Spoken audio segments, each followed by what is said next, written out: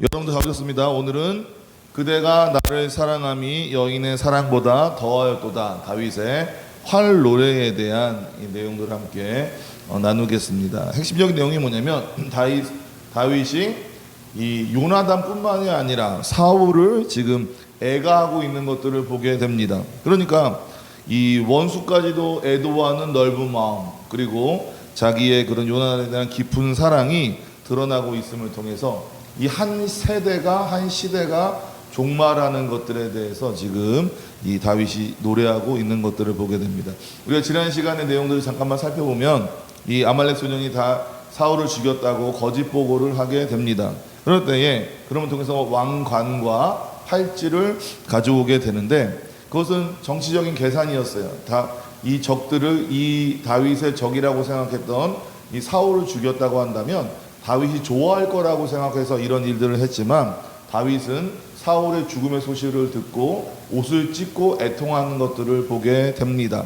그리고 이 자기의 왕위보다는 백성이 죽은 것들에 대해서 슬퍼하는 모습을 보이게 되었고, 결국 이 기름 부음 받은 자에 대해서 죽였다고 얘기한 그 아말렉 소년을 지금 처형하는 것들 우리가 지난 시간에 함께 살펴보았습니다. 그러면서 다윗이 한결같은 모습을 보이고 있었다라고 하는 내용들 함께 나눴습니다. 오늘은 어떤 내용이 나오게 되냐면 이 다윗의 활 노래에 대한 것들, 이 노래는, 이 시는 이 야살의 책에 기록되어 있다라고 얘기하게 됩니다. 후렴구가 뭐였냐면 두 용사가 엎드려 졌도다. 그러면서 가드와 아스글론에 알리지 말라고 얘기하고 있습니다. 길보아 산과 두 용사의 용맹함에 대한 이야기를 하고 있고, 이스라엘 딸들아 이 사울을 슬퍼하라. 또 요나단에 대해서 특별하게 애도함을 통해서 그러한 순서로 오늘 내용들이 나오게 됩니다. 한 절씩 좀 17절부터 살펴보도록 하겠습니다. 17절에 보면 다윗이 이 슬픈 노래로 사울과 그의 아들 요나단을 조상하고 되어 있습니다. 그러니까 이 슬픈 노래로 결국 어떠한 이 작품이라든지 아니면 이 음악 이런 것들로 지금 이 상황에 대한 것들을 이야기하는 것들을 보게 됩니다. 근데 우리가 볼 때는 이 요나단만 할 것 같잖아요. 요나단을 사랑하고 요나단이 자기와 깊은 관계를 맺고 사울은 자기를 죽이려고 했던 그런 사람임에도 불구하고 다윗은 활 노래를 통해서 요나단뿐만이 아니라 사울까지도 지금 이 애도하고 있는 것들을 보게 됩니다. 그러니까 다윗의 넓은 마음이라고 할 수 있겠죠. 우리는 그렇잖아요. 우리가 나를 괴롭히는 사람이 잘못되면 행복해 하잖아요. 근데 어떻게 되는 거죠? 다윗은 그렇지 않고 그 사람에 대해서까지도 애도하고 있는 것들을 보게 됩니다. 그럴 때에 18절에 명령하여 그것을 유다 족속에게 가르치라 하였으니 곧 활 노래라 야살의 책에 기록되었으되라고 되어 있습니다. 활 노래라고 하는 것은 22절의 요나단의 활이라고 하는 내용과 연결되어 있다. 사울의 창, 그리고 이 요나단의 이 활에 대한 이야기를 하면서, 야살의 책이라고 하는 것은 여호수아 10장 13절에 언급되어 있던 고대의 시가를 집을 얘기하고 있는 거예요. 그러니까 지금 다윗이 썼던 이 시가 이스라엘이 대대로 내려왔던, 지금은 아마 이 야살의 책을 알지 못한다고 우리가 알고 있는데, 그렇지만 이스라엘이 대대로 내려왔던 것들에 지금 이 다윗이 애도했던 이 활 노래가, 이 시가 보존되고 있었음을 이야기하게 됩니다. 그럴 때 19절에 뭐라고 되어 있냐면 이스라엘아 내 영광이 산 위에서 죽임을 당하였도다. 오호라 두 용사가 엎드려 졌도라 라고 되어 있습니다. 내 영광이 누굴 얘기하고 있는 거죠? 당연히 이 사울과 요나단을 이야기하고 있는 것들을 보게 됩니다. 산 위에서는 어디죠? 길보아 산을 얘기하고 있는 거예요. 그러니까 이스라엘 영광이 지금 죽임을 당하였다. 결국 뭡니까? 한 시대, 한 왕조가 지금 종말했다라고 하는 것을 지금 이야기하고 있습니다. 그러면서 오호라 두 용사가 엎드려 졌더라. 이거는 세 번에 걸쳐서 이야기를 합니다. 19절에서 25절에서 27절에서 어떻게 보면 후렴구와 같이 어떤 시를 쓸 때에 그냥 어떠한 내용들을 쭉 이렇게 산문적으로 쓰는 시가 아니라 운율을 가지고 지금 쓰고 있는 것. 그래서 이 두 용사 누구죠? 사울과 요나단을 추모하면서 지금 이 말을 시의 어떤 구조로 딱딱 집어넣고 있는 것들을 보게 됩니다. 그럴 때에 20절에 보면 이 일을 가드에도 알리지 말며 아스골론 거리에도 전파하지 말지어다. 블레셋 사람들의 딸들이 즐거워할까? 할례 받지 못한 자의 딸들이 개가를 부를까 염려로다 라고 얘기하고 있습니다. 지금 다윗이 뭐라고 얘기했냐면 이 사실, 지금 사울과 요나단의 죽은 것들을 가드와 그리고 아스글론에 알리지 말라. 결국 뭐죠? 수치잖아요. 그러면 실제로는 알려지지 않았을까요? 알려졌겠죠. 왜냐하면 이 일들을 통해서 가드에다가 지금 달고 있었던 것들을 보게 되잖아요. 그렇기 때문에 이게 뭐죠? 시적인 표현이라고요. 이 우리의 수치, 그리고 우리의 이 용맹한 용사에 대한 죽음에 대해서 적들이 알지 못하기를 원한다라고 하는 것들을 이야기하고 있습니다. 그럴 때에 블레셋 사람의 딸들이 즐거워할까라고 하는 것은 결국 어떤 것과 비교되냐면 이 사무엘상 18장 6절에 7절에서 이스라엘 백성들이, 여인들이 이 다윗이 승리하며 올 때에 사울은 천천히요 다윗은 만만이라고 얘기하는 그런 것들과 똑같이 연결된다고요.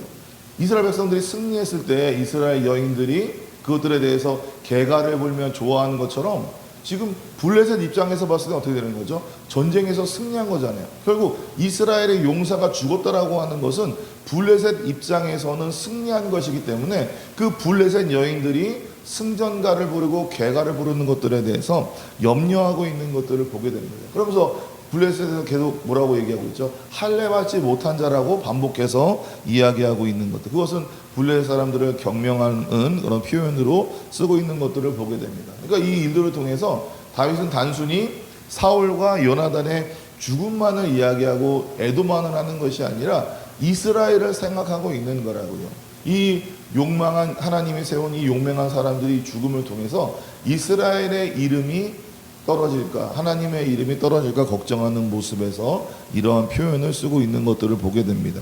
그럴 때 21절에 뭐라고 되어 있냐면 길보아 산들아 너희 위에 이슬과 비가 내리지 아니하며 재물낼 밭도 없을지어다. 거기서 두 용사의 방패가 버린 바 됨이니라. 곧 사울의 방패가 기름 부음을 받지 아니함 같이 됨이로다라고 얘기하고 있습니다. 뭘 얘기하고 있을까요? 길보아 산아 너희 위에 이슬과 비가 내리지 아니하며, 어떻게 하고 있는 거죠? 지금 이 길보아 산에다가 지금 이 다윗이 저주하고 있는 것을 보게 되잖아요. 그렇죠? 이건 뭐죠? 시를 쓰기 때문에 어떤 대상에 대해서 너무나도 안타까운 마음을, 너 때문에, 너 길보아 너 산 때문에 지금 우리 용사가 죽지 않았냐? 그러니까 너는 지금 거기서 더 이상 이 이슬도 내리지 않고 비가 내리지 않고, 그럼 어떻게 되는 거죠? 생명이 살 수 없는 곳이 되기를 바란다. 결국 뭡니까? 그만큼 두 용사가 죽은 것들에 대해서 너무나도 안타깝게 하고 그 안타까움을 지금 이 길보아 산에다가 지금 이렇게 책임을 전가하는 시적인 표현을 지금 이야기하고 있는 것들을 보게 됩니다. 그럴 때에 22절에 죽은 자의 피에서 용사의 기름에서 요나단의 활이 뒤로 물러가지 아니하였으며 사울의 칼이 헛되이 돌아오지 아니하였도다라고 얘기하고 있습니다. 요나단의 활이 뒤로 물러가지 않고 사울의 칼이 헛되이 돌아오지 않아였다. 결국 뭐죠? 이 두 용사에 대한 용맹함에 대한 이야기를 하고 있는 것들을 보게 됩니다. 요나단의 활, 그리고 사울에 대해서는 칼에 대한 이야기를 하면서 이 사울의 칼이 결국 어떻게 됐습니까? 다윗을 지금 얼마 전까지 죽이려고 했잖아요. 그렇죠? 그 자기 입장에서 봤을 때는 이 칼이라고 하는 것이 나를 죽이려고 하는 것이었지만 결국 뭐죠? 이 사울도 전쟁에 나가서는 승리했던 그런 이 용맹함을 얘기하고 있는 거예요. 결국 뭐죠? 우리가 그렇잖아요. 어떤 사람에 대해서 항상 모든 사람은, 이 땅에 존재하는 모든 사람은 잘하는 일이 있고 못하는 일이 있어요. 근데 우리는 어떻게 행동하나요? 어떤 사람을 나쁜 악인으로만, 어떤 사람을 완전히 선인으로만 판단한다고요. 악인도 선을 행할 때가 있고 선인도 악을 행할 때가 있어요. 그런데 이 사울에 대해서 자기를 평생 죽이려고 했다고 그를 악한 사람으로 완전히 몰아붙이는 것이 아니라 그가 잘했던 것, 그가 용맹했다, 그는 용사였다, 그는 전쟁에 나가서 승리했던 장군이었다라고 하는 것을 지금 얘기하는 거라고요. 그러니까 애도할 때에 어떻게 하는 거죠? 상대방을 애도한다라고 하는 건 그 사람이 잘한 걸 얘기해야 되잖아요. 그러면 뭐 하는 거죠? 이 사울도 용맹했다라고 하는 것을, 전쟁에서 참 대단한 사람이었다라고 하는 그 장점을 얘기하고 있는 것입니다. 그러니까 이건 아무나 할 수 없는 거라고요. 다윗이기 때문에 할 수 있었던 그런 넓은 아량과 도량이라고 하는 것들을 우리가 좀 기억했으면 좋겠습니다. 그럴 때에 23절에 사울과 요나단이 생전에 사랑스럽고 아름다운 자이러니 죽을 때에도 서로 떠나지 아니하였도다. 그들은 독수리보다 빠르고 사자보다 강하였도다 라고 얘기하고 있습니다. 그럴 때에 지금 뭐라고 되어 있냐면 죽을 때에도 서로 떠나지 아니하였다. 뭐죠? 아버지와 아들이 함께 했다라고 하는 것을 얘기하고 있죠. 근데 참 안타까운 거라고요. 왜냐하면 원래대로 한다면 아버지와 아들이 연합해서 항상 한 마음이 됐어야 되는데 요나단은 다윗을 사랑하는 마음을 갖고 있었어요. 그렇기 때문에 요나단은 아버지에 대해서 충성하는 마음도 가지고 있었지만 아버지의 대적이라고 할 수 있는 이 다윗도 사랑하는 그런 관계였기 때문에 애매한 중간에서 애매한 포지션을 취할 수밖에 없었다고. 하지만 결국 어떻게 된다고요? 마지막 죽을 때에는 아버지와 함께 죽고 있다라고 하는 것을 이야기하게 됩니다. 그러면서 뭐라고 표현하고 있냐면 독수리보다 빠르고 사자보다 강하였도다. 어떤 용사에 대해서, 영웅에 대해서 이야기할 때에 전형적으로 쓰고 있는 것, 이런 표현을 쓰고 있습니다. 그럴 때 24절에 뭐라고 되어 있냐면 이스라엘 딸들아 사울을 슬퍼하여 울지어다. 그가 붉은 옷으로 너희에게 화려하게 입혔고 금 놀이개를 너희 옷에 채웠도다. 그러면서 뭘 얘기하고 있냐면 너희 이스라엘아, 지금 이 사울에 대해서 뭐라고요? 애도하고 슬퍼하라고 얘기하고 있는 거예요. 그들이 봤을 때에는, 이스라엘 백성들이 봤을 때에는 사울은 올바른 왕이 아니었어요. 왜 그러죠? 그가 가지고 있는 시간, 그가 가지고 있는 어떠한 재물, 그가 가지고 있는 에너지를 다윗을 죽이기 위해서 집중했던 사람이잖아요. 어떻게 보면 왕의 역할을 충실히 하지 못했던 사람이라고요. 근데 그런 이스라엘 백성들이 그렇게 느낄 수 있을지 모르겠지만 다윗은 이스라엘 백성들에게 얘기하고 있는 거예요. 너희들 왕이었던 사울을 너희가 진정으로 애도하여라. 왜 애도하라고 얘기하고 있죠? 바로 그가 붉은 옷으로 너희에게 화려하게 입혔고 금 노이개를 너희 옷에 채웠도다. 결국 사울이 전쟁함을 통해서, 승리함을 통해서 그 전리품을 가지고 그 승리 때문에 너희가 이렇게 잘 살 수 있었고 너가 이렇게 잘 먹을 수 있지 않았냐. 결국 너희도 사울에 대해서 많은 혜택을 입은 사람이기 때문에 뭐라고요? 너희들 이 사울 왕에 대해서 애도하라고 이야기하고 있는 것들을 보게 됩니다. 결국 뭘 얘기하고 있는 거죠? 사울이 잘한 것에 대해서 지금 또 얘기하고 있는 것들을 보게 되는 거예요. 그럴 때 25절에 뭐라고 되어 있냐면 오호라 두 용사가 전쟁 중에 엎드려졌도다. 요나단이 내 산 위에서 죽임을 당하였도다. 오호라 두 용사가 전쟁 중에 엎어졌도다. 아까 19절에 나왔죠. 27절에도 나옵니다. 세 번에 걸쳐 나오게 되는데 이번에는 누구에 대한 얘기를 하고 있나요? 바로 요나단의 이야기를 집중하면서 얘기하고 있습니다. 그러면서 26절에 뭐라고 되어 있냐면 내 형 요나단이여 내가 그대를 애통함은 그대는 내게 심히 아름다움이라. 그대가 나를 사랑함이 기이하여 여인의 사랑보다 더하였도다 라고 얘기하고 있습니다. 내 형, 내 형제여, 뭐죠? 끈끈한 것들을 이야기하고 있는 거라고요. 결국 뭘 얘기하고 있나요? 가장 다윗이 할 수 있는 친밀한 이야기를 하고 있다고요. 나의 형이여, 나의 형제여. 실질적으로는 요나단과 다윗이 혈연 관계가 전혀 있지 않잖아요. 그럼에도 불구하고 다윗은 그렇게 표현하고 있는 것들을 보게 됩니다. 그러면서 뭐라고 얘기했냐면 그대가 나를 사랑함이 기이하여 여인의 사랑보다 더하였도다 라고 얘기하고 있습니다. 결국 뭡니까? 이 요나단이 자기를 사랑한 것들에 대해서 최고의 찬사를 한 거라고요. 우리가 알고 있기로는 사랑이라고 하는 것이 남녀의 사랑이 가장 큰 사랑이라고 알고 있었는데 뭐라고 얘기하고 있죠? 당신 요나단이 나를 사랑했던 게 참 신기하게도 기이하게도 그것이 여인이 사랑하는 것보다 더 큰 사랑이었다. 당신의 사랑이 대단하였다라고 하는 것을 이야기하고 있는 것들을 보게 됩니다. 그렇죠. 요나단의 현실은 어떻습니까? 요나단은 원래 사울 다음으로 왕이 되었어야 되는 사람이에요. 그럼에도 불구하고 다윗을 사랑하기 때문에 기꺼이 자기의 왕관을 다윗에게 주었던 그 정도의 헌신을 가진 사랑을 했던 것이 바로 이 요나단의 모습이라고 하는 거예요. 그리고 자기의 생명을 걸고 다윗을 보호해주고 옹호해주고 대변해주는 역할을 했던 것이 바로 요나단의 모습이라고 하는 것입니다. 그러니까 어떻게 보면 이 땅에서 많은 이해관계가 있는데 그 이해관계를 넘어서서 온전히 사랑하는 마음으로 그를 아껴줬던 것이 요나단의 모습이라고 하는 것들, 어떻게 보면 언약적 헤세드, 언약적 사랑, 언약적 이런 이 뭐라고 할까요? 그 사랑이라고 하는 것들로, 우정이라고 하는 것들로 그 이야기를 할 수 있는 것처럼 보이게 됩니다. 그런데 이것은 단순히 어떤 성적인 의미가 아니라고 하는 것들을 여러분들이 당연히 아실 줄 믿습니다. 그런 이 언약적인 사랑과 우정이 바로 이 자연적인 사랑보다 더 대단하다라고, 초월했다라고 하는 것을 지금 주장하고 있는 것들입니다. 마지막으로 27절에 뭐라고 되어 있냐면 오호라 두 용사가 엎드려졌으며 싸우는 무기가 망하였도다 하였더라 라고 얘기했습니다. 또 똑같이 오호라 두 용사가 엎드려졌도다 라고 얘기하면서 싸우는 무기가 망하였도다. 결국 뭡니까? 싸울 수 있는 무기가 멸망당했다라고 하는 것을 얘기하고 있는 거예요. 싸우는 무기는 결국 누굴 얘기하고 있는 거죠? 사울과 요나단을 얘기하고 있는 것이고, 그들이 결국 죽었기 때문에 어떻게 되는 겁니까? 한 시대는 끝난 거라고요. 왕이 죽었고 왕세자가 죽었습니다. 그러면 그 왕조는 끝나버리게 되는 거예요. 그럼 어떻게 되는 거죠? 이 상태로만 얘기하게 된다면 결국 어떻게 되는 겁니까? 어떻게 보면 안 좋게, 그 다음에 불행하게, 그리고 희망이 없이 절망적인 것도 끝나게 되잖아요. 하지만 누가 있는 거죠? 다윗이 있잖아요. 하나님은 이미 그 다음으로 다윗을 선택하였고 그에게 이미 기름을 부었기 때문에 이제 과거의 왕조는 가고 새로운 무기, 새로운 시대가 왔다라고 하는 것들을 지금 이제 우리가 사무엘 하를 통해서 반복적으로 계속 살펴볼 예정입니다. 오늘 말씀을 통해서 우리가 깨달아야 될 결론적인 내용들은 뭘까요?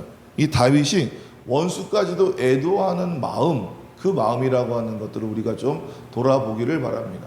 우리가 성경을 봤을 때에도, 우리가 하나님의 말씀을 봤을 때에도, 예수님의 말씀을 봤을 때에도 참 이해하기 힘든 게 있잖아요. 뭐죠?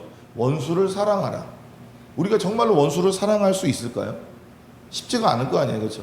단순히 원수라고 하는 것은 나를 조금 괴롭히는 것이 그런 사람이 아니라 진짜 나의 가족을 죽이고 진짜 나의 인생에 정말로 나를 망하게 하는 그런 사람, 단순히 그냥 그 사람의 어떤 기분을 풀기 위한 것이 아니라 진짜 나를 죽이려고 하고 진짜 나를 망하려고 하게 하는 그 사람이 원수라고요. 그 사람을 어떻게 사랑할 수 있겠습니까? 그렇잖아요. 근데 하나님은 어떻게 됐죠? 우리를 사랑했잖아요. 우리가 하나님과 원수 되었을 때 하나님은 예수 그리스도를 보냄을 통해서 우리를 사랑하셨다고요. 주님이 먼저 원수를 사랑했던 모습을 하나님을 통해서, 예수님을 통해서 보여주셨기 때문에 우리에게도 기꺼이 원수를 사랑하라고 명령할 수 있게 되는 것입니다. 그 일들을 누가 했나요? 지금 다윗이 하고 있는 것들을 보게 됩니다. 우리의 관점이 좀 객관적이길 바랍니다. 어떤 사람이, 아까 전에 얘기했듯이 어떤 사람이 항상 악할 수 없어요. 어떤 사람이 항상 선할 수 없어요. 그러면 그 사람이 잘한 것과 못한 것들에 대해서 판단하라고요. 근데 우리나라 사람들은 그걸 못해요. 그냥 둘 중에 하나라고요. 모든 것들을 이분법적으로 생각한다고요. 아니라고요. 우리가 어떤 사람을 평가할 때는 그 사람이 잘한 것들도 평가해야 된다고요. 우리 부모님에 대해서, 또 우리를 위해서 했던 모든 사람에 대해서 잘한 것과 못한 것들에 대한 것들을 정확하게 평가하고, 아무리 나와 사이가 안 좋은 사람이 할지라도 그 사람이 잘한 것들에 대해서는 인정해 줄 수 있는 마음이 우리에게 있어야 된다라고 하는 거예요. 그럼 어떻게 되는 거죠? 그 사람과의 관계가 달라질 수 있다라고 하는 거예요. 이 사람이 나에게 악하게 대하니까 나는 이 사람이 잘한 것도, 그리고 못한 것은 더 잘못했다고 강조하는 것이 아니라 이 사람이 잘한 것들에 대해서는 내가 칭찬할 수 있는 모습이 될 때에 두 사람의 관계가 좀 달라지지 않을까요? 우리가 그런 모습으로, 그런 관점으로 좀 나아가기를 원합니다. 하나님은 우리에게 그런 것을 원하지 않을까요? 하나님이 왜 원수 사랑하라고 얘기했을까요? 원수를 사랑하는 것은 하나님을 자녀만이 할 수 있는 거라고요. 세상에 어떤 사람도 원수를 사랑할 수 없어요. 하지만 우리도 원수를 사랑하지 못한다고 한다면 세상 사람들과 우리가 무슨 차이가 있겠습니까? 하나님은 우리에게 하나님을 믿는 사람으로서, 하나님의 자녀로서, 하나님의 은혜를 경험한 사람으로서 세상 사람들과 다르게 살라고 우리에게 얘기하고 있는 것들을 잘 기억하시기를 바랍니다. 그렇다고 해서 사탄 원수마귀를 사랑하는 건 아니잖아요. 그렇죠? 그들이 사탄 원수마귀에게 미혹된 사람을 불쌍히 여기고, 그렇기 때문에 어떻게 되는 거죠? 우리가 그들을 위해 복음을 전하는 것도 다 그런 의미라고 하는 것들을 기억하시기 바랍니다. 원수를 사랑하기 때문에 원수인 그 불신자들을 위해서도 우리가 기꺼이 그를 살릴 수 있는 복음을 전한다라고 하는 것을 기억하시면서 오늘 우리 다윗처럼 정말로 그런 모습으로 사람들을 좀 바라볼 수 있는 일관된 모습으로 나아갈 수 있는 저와 여러분 되기를 간절히 축원합니다.